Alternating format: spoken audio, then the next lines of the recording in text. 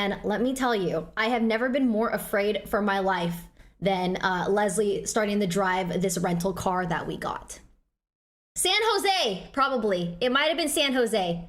It starts with an S. It starts with an S. Anyways, so we get this rental car. And this car, I've never seen it in my life. It was huge. It was called a not Pioneer.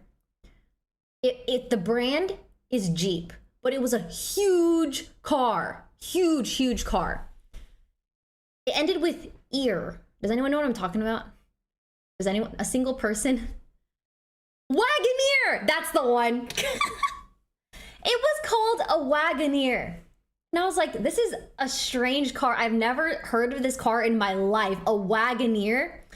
It was also extra strange because when you would open the car door, it would shine a light on the floor that said Wagoneer. I was like, this is weird. Anyways, so my license is still being reprinted. And so Leslie needed to rent the car. And so she drove. As she gets into the car, she's like, oh, this car is so big. My depth perception is so bad. I'm worried I'm going to hit something because the car is so big. And we're like, okay. I sit in the front passenger seat in the front because I get a little car sick if I'm in the back, especially if I'm looking down at my phone. So this girl, not only does she like say like, oh, my depth perception is so bad, she also starts talking about all the things about this car that is causing her issues. For example, she's used to driving a Tesla, which has an automatic brake system. So when you stop pressing the gas pedal, it starts to brake. But so she hasn't driven a car that has like 2 pedals or you use 2 pedals. So my anxiety is out the wazoo, okay? It is through the roof. I am sitting there, I am so tired. I'm like trying to I have to stay awake because I feel like Leslie is going to kill us. I genuinely feel like we're going to die. And so me, you know, being a paranoid driver and everything, we're going through the mountains. It's 2-hour drives through the mountains to get to the lake. I asked her, I was like, Leslie, this is a test, okay? What do you do if an animal crosses the street in front of you as you're going 60 miles per hour? And you know what she says? Slow down. She said, slow down. And I said, no, you don't slow down.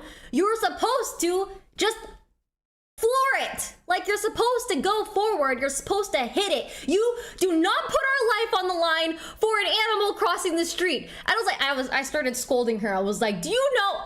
Because there was a time when my mom, my dad, my sister, and me, we were on the way to Seattle, driving through the mountains to get to a dance recital. And I was fighting with my sister. I was in the passenger seat. I was looking behind me. And then a deer hit our car, just straight up hit our car. It broke the window that I was sitting at. It broke the mirror. And my dad, ever since he told me, he was like, if I would have swerved, my dad was driving. He's like, if I would have swerved or if I would have slowed down, we would be dead. That's why you don't stop. You can't stop or else we would all be dead. And so I told Leslie, I was trying to let her know and then after I told her, we saw a sign that said, watch out for deers for like 6 miles.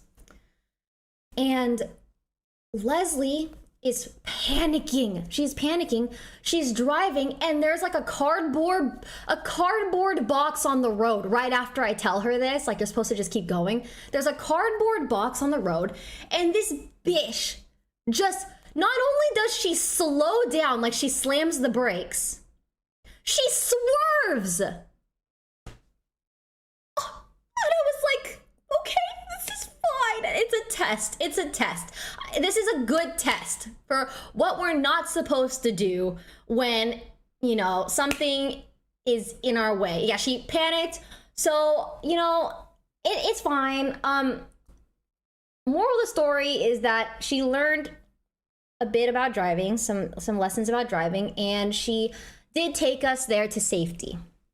Almost died. No, we didn't almost die, but it was very, very anxiety inducing, that's for sure.